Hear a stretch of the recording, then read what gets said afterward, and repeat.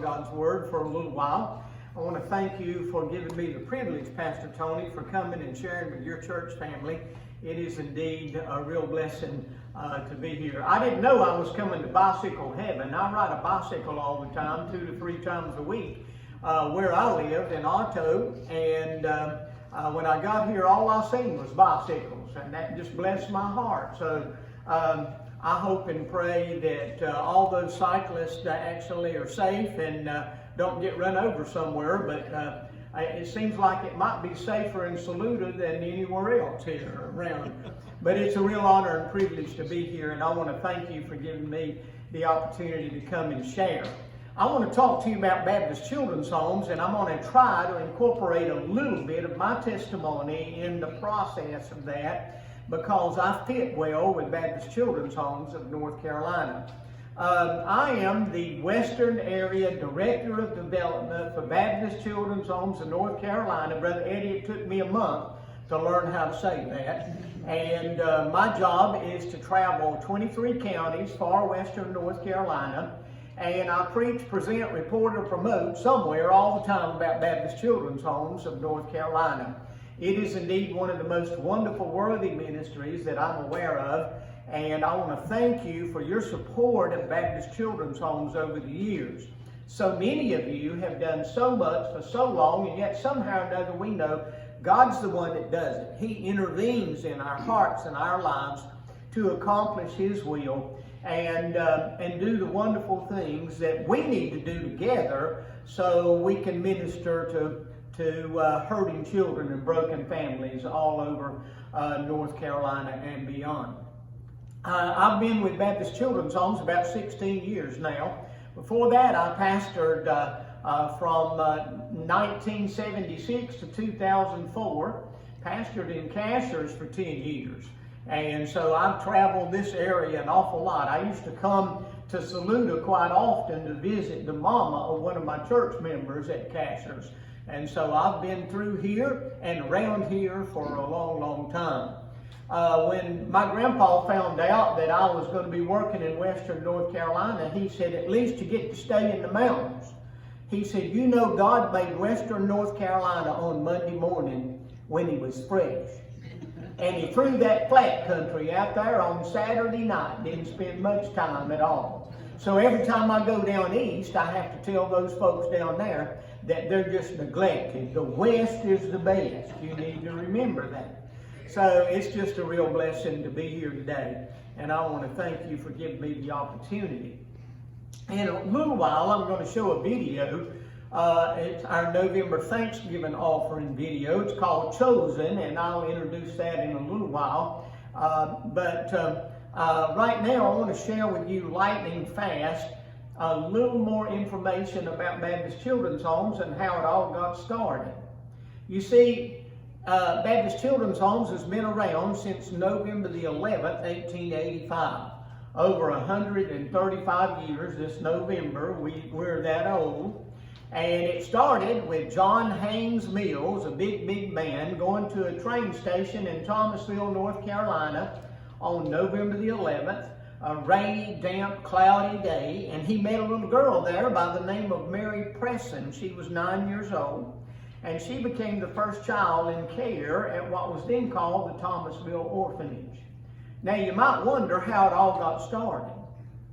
Well, you see, it started with John Haynes Mills, but it didn't even start in North Carolina. It started in Virginia, Halifax County, Virginia.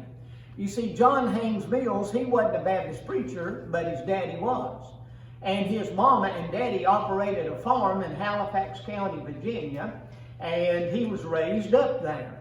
Well, his daddy was a Baptist preacher and heard about a little boy on the backside of Halifax County, Virginia, that didn't have a mama and a daddy. He was a little orphan boy, if you will. So he packed John up, his son, and all the family, and they traveled across Halifax County and sat down with that little boy named Jackson Guthrie. And Mr. Mills, Preacher Mills, said, Jackson, you don't have a mama or daddy. You don't got any family to speak of, so I want you to become part of the Mills family. We want to invite you to become part of the Mills family. Well, at that very moment, John Haynes Mills had a little orphan brother named Jackson Guthrie. That's how he was raised up. And John realized the plight of orphan children. Now, the reason there was so many orphan children around was because of the after effects of the Civil War. You see, the Civil War ended in the 1860s, and this was 1885, so there were still orphans all around.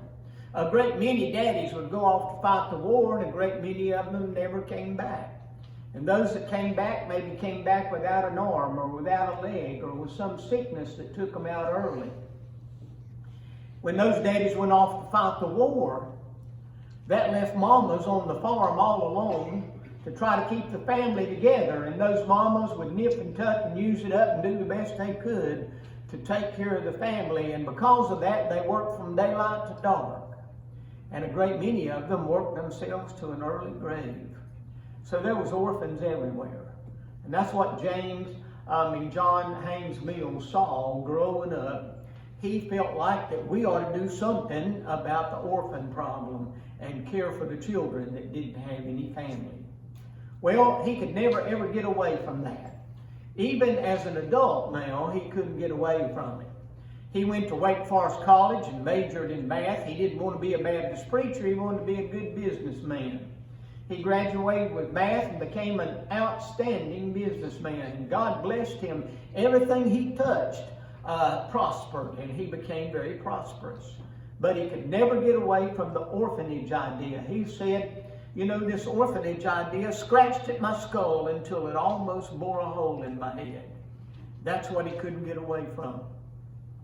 So he began to travel North Carolina to convince Baptists to build a Baptist orphanage.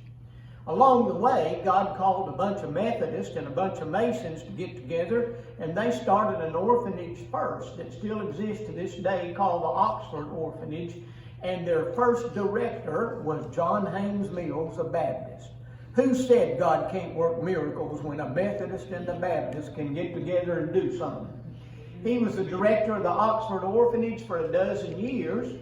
He felt like he was real proud of what they were doing, but that didn't excuse Baptists. So he resigned and still began to challenge North Carolina Baptists about an orphanage. He took some of the money God had blessed him with, and he bought the Biblical Recorder. If you look back in the history of the Biblical Recorder, you'll find out John Haynes Mills was one of only 2 or 3 private owners. And he used that to write editorials and challenge Baptists to build a Baptist orphanage. 1884, he went to the Baptist State Convention, got up and made a motion. He made a motion that the Baptists of North Carolina build a Baptist orphanage. He couldn't believe his eyes in 1884 because opposition arose. My grandpa used to say, if you get 2 Baptists together, you got 3 opinions. You know, we fuss about a lot of things. We fuss about a whole lot more than we got any business fussing about. So he left his motion. He was distraught because he saw the opposition, and he actually left that building, left his motion on the table, so to speak, walked down the street and sat down on a park bench outside First Baptist Church of Raleigh. Dr. Taylor came along, the president of Wake Forest College. He knew that John had this passion for an orphanage. And so John was distraught and disappointed and broken and tears. He was so upset because he couldn't believe Baptists would be in opposition to an orphanage. He buried his face in his hands outside First Baptist Church, Raleigh. And Dr. Taylor was standing over him. He felt the shadow over him. He looked up and it was Dr. Taylor. And Dr. Taylor said, John, you come with me, and got him by the hand. And they went in First Baptist Church, Raleigh. And they walked down the aisle and walked into, down the hall and went into a room. And they got down on their knees and began to pray. They were praying for a Baptist orphanage. Well, I don't know how long they were in there. I don't think John knew how long they'd been in there praying, but all at once he came to himself and realized they weren't alone, and that room had filled up with Baptists praying for a Baptist orphanage. And he stepped out and looked down the hall, and the hall had lined up with Baptists on their knees praying for a Baptist orphanage. So he left that prayer meeting, went back to the meeting in 1884, got up and said, "I withdraw my motion. I'll never let Baptists vote against a Baptist orphanage." And so he left that meeting and went back to that prayer meeting. In the middle of the night, the North Carolina Baptist Orphanage Association was organized. And November the 11th, 1885, John Haynes Mills went to that train station and met that little girl. And the Thomasville Orphanage was a reality. But bless your heart, Baptist is slow. But I want you to know, sooner or later we catch on. Baptists fell in love with the Thomasville Orphanage, and a little bit later the name was changed to the Baptist Orphanage.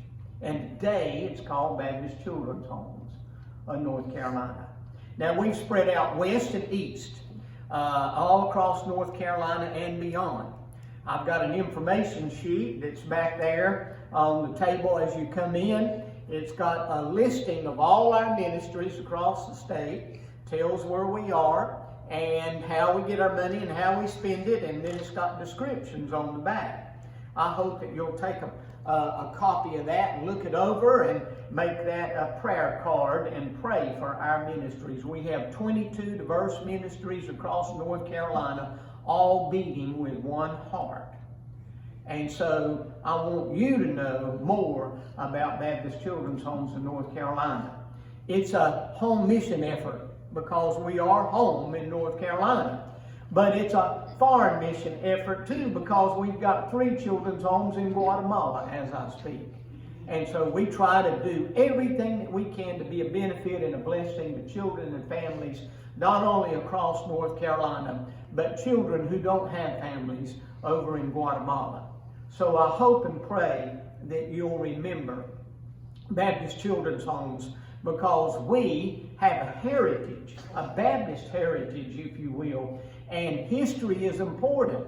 And I hope and pray that you will learn more about the history of Baptist Children's Home and teach that to your children and teach it to your grandchildren, so they'll understand just how important and how bold and courageous Baptists have been over these years. We've made such a wonderful difference in the lives of children and families, and we've done it for a long, long time. But because of you, we're still here. Because of you, we're still effective in ministry. Now, I look out over this congregation, and I know that we're all dealing with the coronavirus. Everybody is. And I want you to know this has not been one of my favorite times in ministry, because you don't know what the protocol is when you go from one place to another. But I want you to know I've got a mask, and I wear a mask. I don't wear it for me, bless your heart, I wear it for you. And I try my best to stay 6 foot away from you, and the hardest thing I've ever run into is not hugging your neck and shaking your hand. I want you to know I was raised, my mom and daddy raised me in the mountains in Franklin, North Carolina, and mama was a hugging. Our family loved one another, and we showed affection openly, okay? And so as a result of that, that's how I grew up. I hugged people. And Dr. Blackwell asked me when the virus hit, our president, said, "How are you going to do this?" And I said, "Well, if I've got an invitation, I'm going to go. And I'm going to preach and present and report and promote about Baptist Children's Homes, and I'll just not give people sugar." And then, of course, a couple of days later, he said, "Now you got to hold up for a little while." So I lost March and April and started back Memorial Day. And so I'm so glad that speaking engagements are coming back.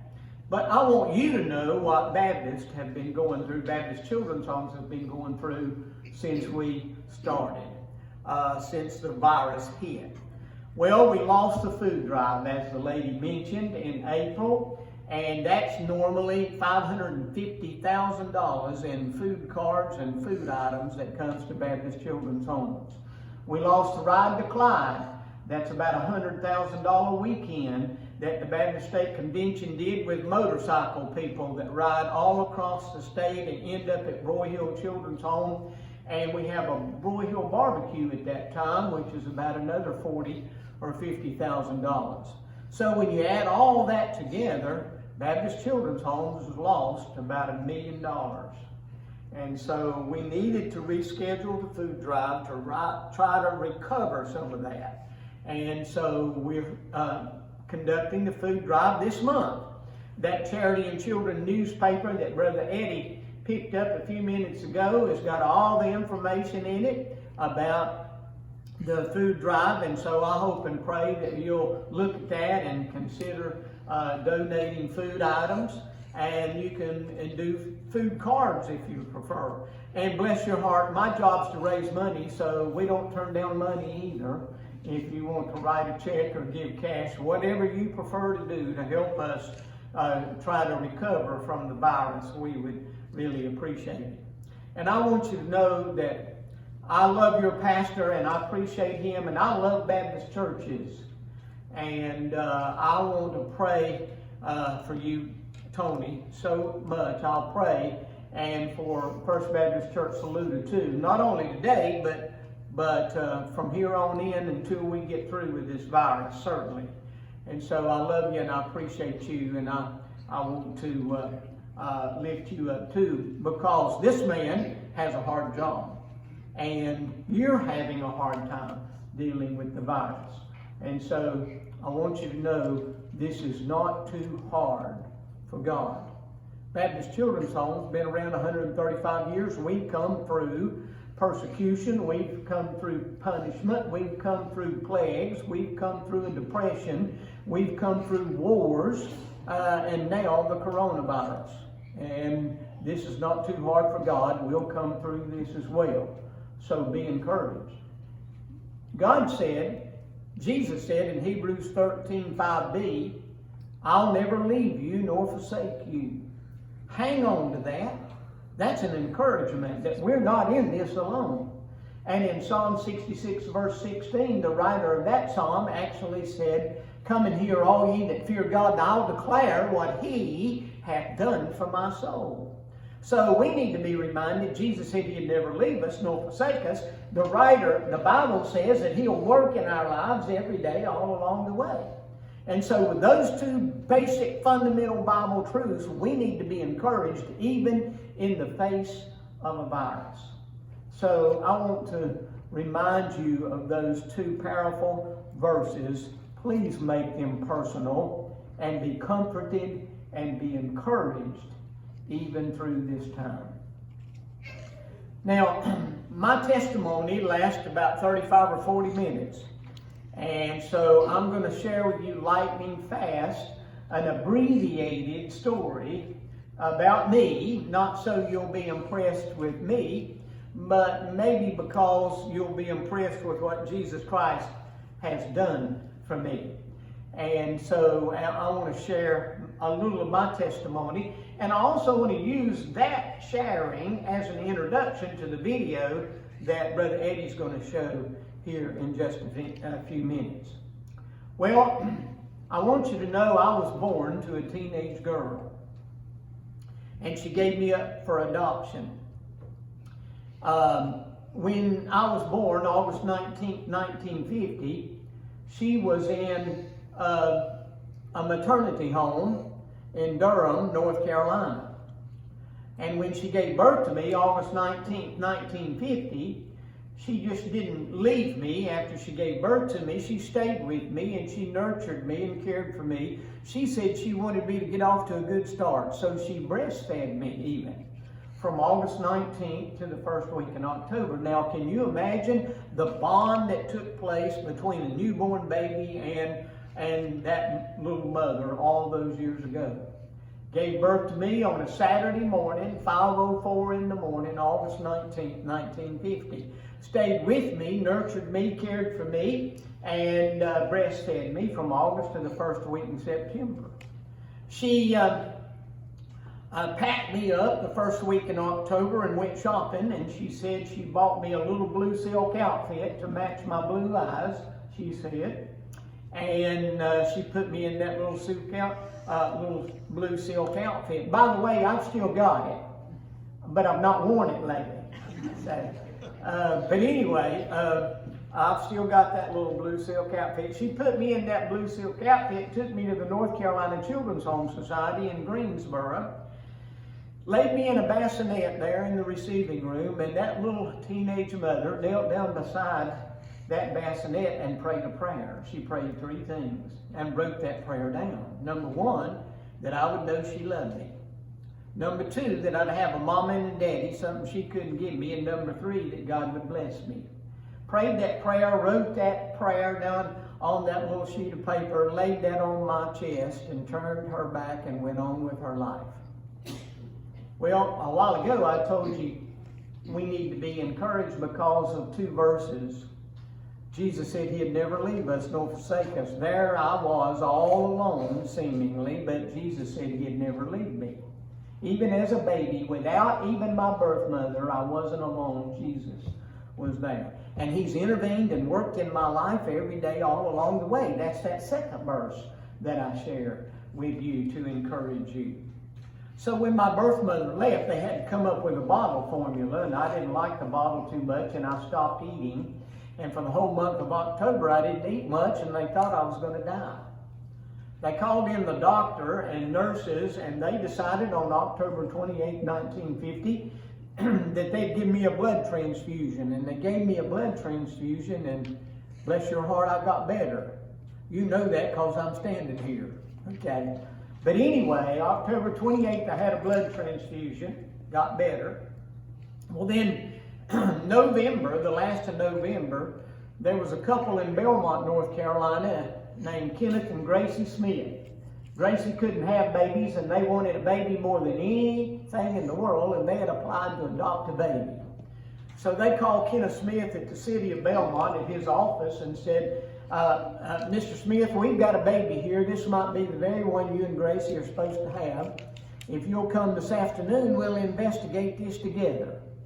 And so my dad slammed the phone down, went out, jumped in the truck, went home to get Mama. And they threw pillows and blankets in the car, and Mama got the only item of clothing she had, which was, at that time, which was 1 dress. She threw that in the car, and they jumped in the car, headed from Belmont to Greensboro. On the way, Mama looked over at Daddy and said, by the way, Kenneth, what kind of baby is this? And he said, it's just a baby. See, he didn't even ask if it was a boy or a girl or nothing like that. He didn't even know. They didn't know. Somehow or another, God had intervened, and I was their baby already, even before they met me or knew anything about it. So when they got to the North Carolina Children's Home Society, they went in there, and there I was in that blue silk outfit, and my mama scooped me up out of that bassinet and said, we'll take him. I must have been beautiful. And they said, no, you can't take him, or you have to play with this baby for an hour, and we're going to leave you alone. You play with the baby for an hour, and then you tell us at the end of the hour. That policy is still in effect to this day.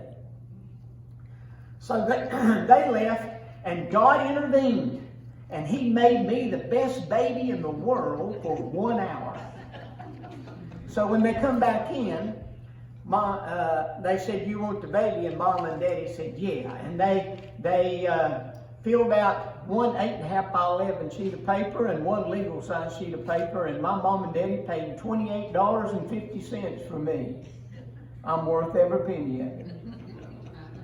You can tell it was a long time ago. Now it costs $10,000 probably to adopt. But the bottom line is, God intervened in that circumstance. Mama was determined to put me in that dress. Preacher, I wore a dress home. She put me in that dress, put me in the back seat of the car, packed pillows and blankets all around me, got in the front seat of the car, and leaned across the back of the front seat to tend to me in the back seat before car seats. They headed home. Mama looked over at Daddy on the way and said, Kenneth, this has got to be the ugliest kid I've ever laid eyes on. Now, see, in my defense, I didn't eat for the whole month of October.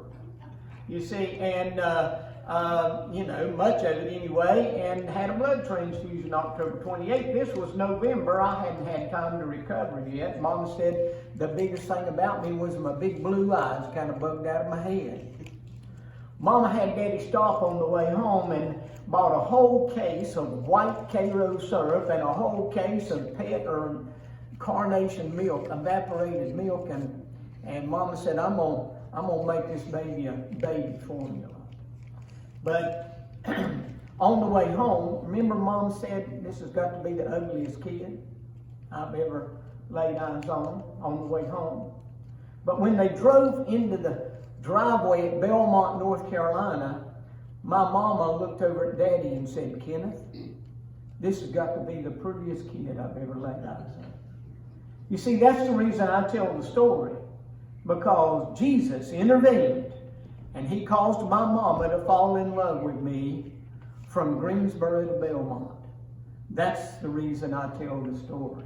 That's the reason I brag on Jesus, because that's what he did for me. He caused my mom and daddy to fall in love with me all those years ago. I had a wonderful life. By the way, Mom mixed that evaporated milk and white Karo syrup, and in 3 months I had a triple chin. I was so fat. In fact, they made the adoption final, instead of 12 months, they made it final in 8 months, because I was doing so good, and they accused my mama of swapping off that puny baby for the fat baby that they have now, you see, and made it final in 8 months. Had a wonderful life. Mom and Daddy loved me. They taught me all about life. They taught me what it means to love and care.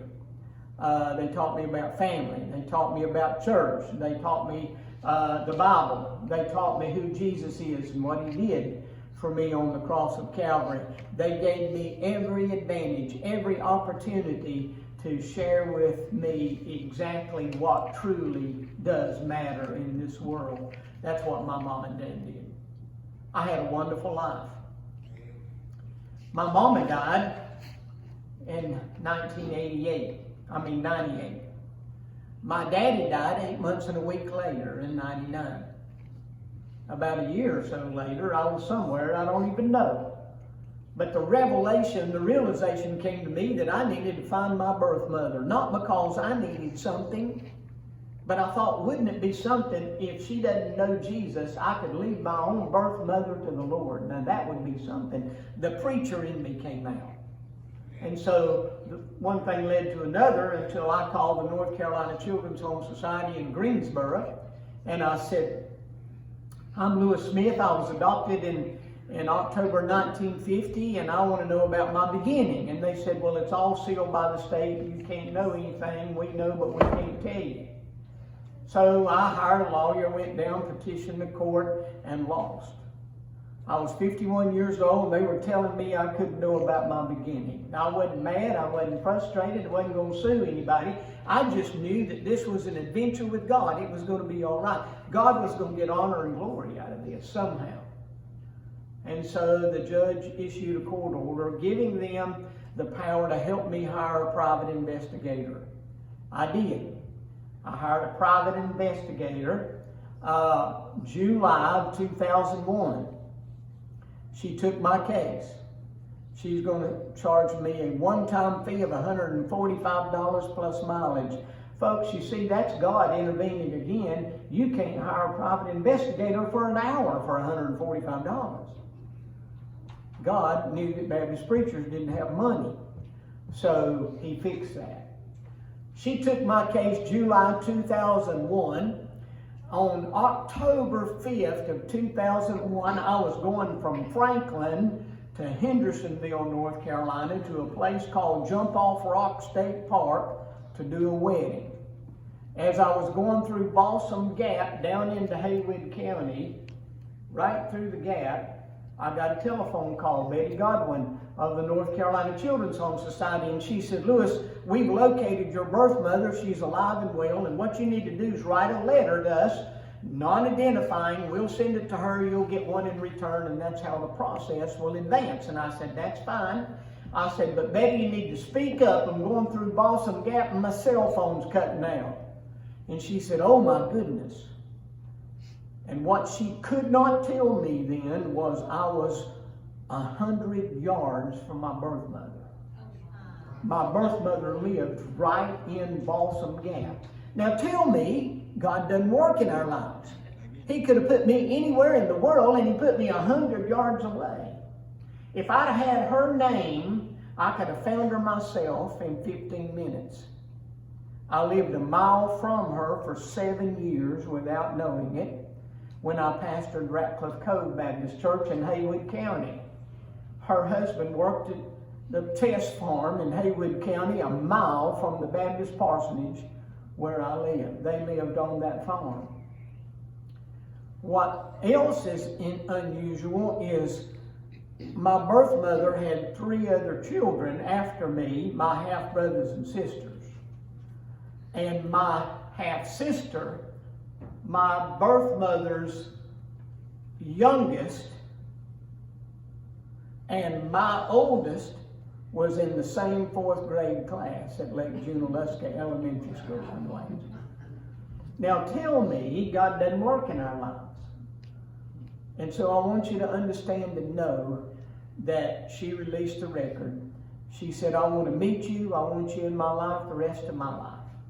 And I met her the first Sunday in November 2001. I looked more like her than any of her other children.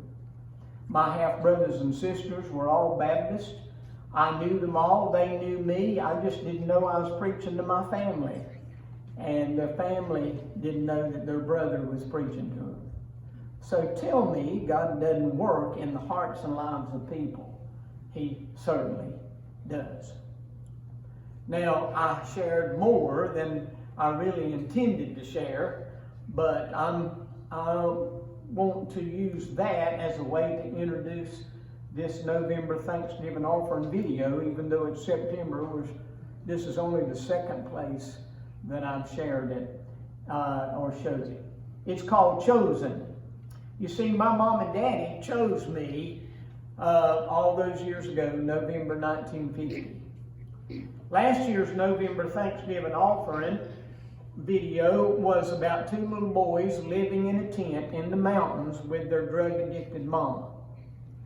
I hope you saw that. I'm not going to say exactly what county they were in, but long story short, they had the opportunity to be delivered from that by DSS. And the Department of Social Services brought them to Baptist Children's Homes, and they were able to live for a time at Baptist Children's Homes. They had plenty to eat, 3 square meals a day. They didn't have to take a bath in the creek any longer. And they had a bed to sleep in. That was amazing for them. Well, they stayed with us for a time and then moved into foster care with us. We have 40-something foster homes now. By the end of 2021, we hope to have 100 homes and more than 100 children in those homes. Right now, we've got about 38 kids in 40-something foster homes licensed through Baptist Children's Homes. But this story chosen is the rest of the story, as Paul Harvey would say. And so listen carefully. I hope it'll be a benefit and a blessing to you. Brother Eddie, can you hit that button? I know you can hit the button, will you? I had a drink. I had a drink. I had a drink. I had a dream. And in the dream, I dreamed that we adopted 2 boys.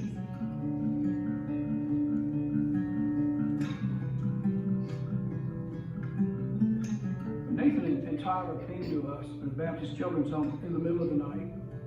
They had been living near a stream out in the country with no facilities, basically living in a tent near a stream.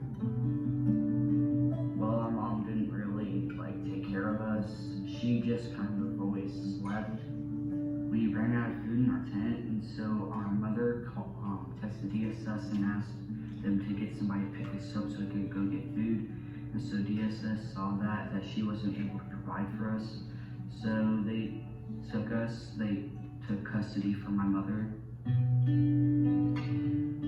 called us ahead of time and said, can you take 2 kids? And then we waited up until they got there.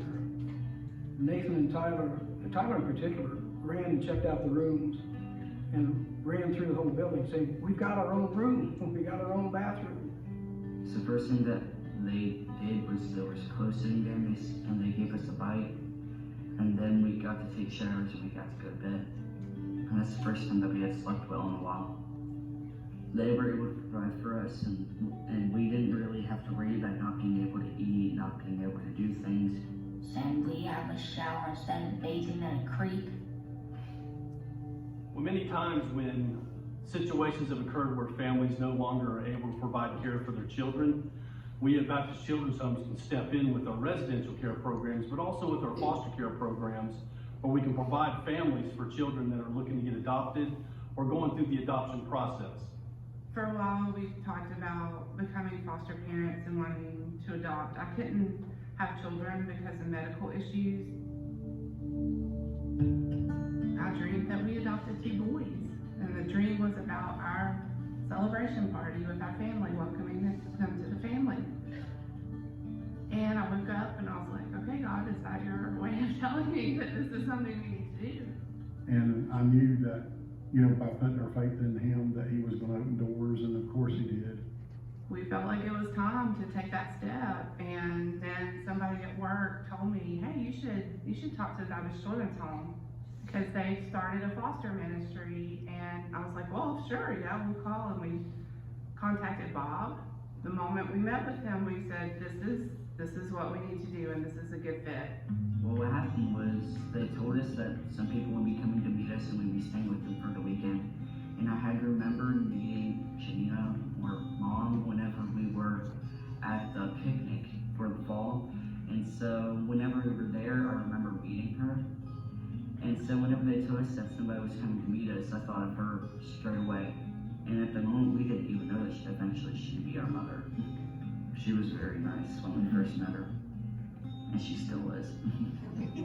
We pulled up, and of course, I'm very excited about meeting them. And we opened the door, and here's these 2, you know, beautiful kids standing there, and they're both grinning from ear to ear. And, you know, they've never met me, or I've never met them. And it's so surreal when the moment happens. It's you know, it's just like I was just become a dad right then. To me, the way it felt in my heart.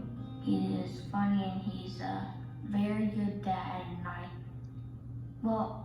we never really had a dad because our dad left our mom. We had 2 separate dads, and they bailed out whenever we were born because they didn't want to pay child support. So we never really got to meet our fathers. So it was great to finally have a father in our life. I didn't know I had that much love in me to have for somebody that I've never known. But I love these boys like they're my own kids. And I'd do anything. I love them now. It's really nice that they took us and let us have a home. They're nice people, and that we're just a bunch of clowns that love each other. Mark, would you lead us in prayer? Dear Lord, thank you for this day. Seeing what situation they came from and stuff, and what they've been through, or any of these kids that are in foster, it just makes you have like a God type love for them. Even though we've only had them adopted now since last October of 2019, it seems like we've had them since they were born. Really, it does. It seems like they've been my kids my whole life. I would highly recommend anybody that's wanting to become a foster parent to do it. It'll change their lives for the better, and to go through the Baptist Children's Home is the best route, because it's just, they're tremendous. The thing that makes Baptist Children's Home stand by itself in a lot of ways is the emphasis that we put on faith in Jesus Christ. If you live Christ, they see it and they want it. We've been touching on it a lot lately, and I'm just glad that today we're getting baptized. I'm going to have the opportunity to help one of our pastors at our church baptize Nathan and Tyler, and it's going to be a very emotional time preacher's kid, and my dad baptized me when I became a Christian. I'm just glad that God is using me and Janina to help these young boys, and I want them to grow up in a godly home, to be able to be a witness for Christ, and I know they're going to be. They already are. They became Christians after they moved into the children's home. They had experiences during that first year that they were living at the cottage. They each separately at different times made decisions. Today they're going to be baptized together in the river. We go down to the river where the saint and the sinner, we all baptized to the giver. We all go down to the river. Lay me down where the night falls. Give our bones when the time calls. Oh my brother, my sister, we all go down to the river. We've been here before. Knocking on the door.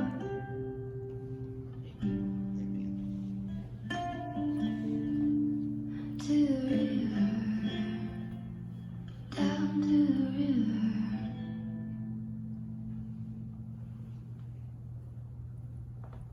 I hope you enjoyed that video. I do want to share with you, Mark and Janina not only adopted Nathan and Tyler, but also they are now one of our newest foster homes, and they're going to be receiving 3 more children into their home as they minister with Baptist Children's Homes. So I want to thank you for giving me the opportunity to share a lot in a little bit of time. Please remember to pray for Baptist Children's Homes.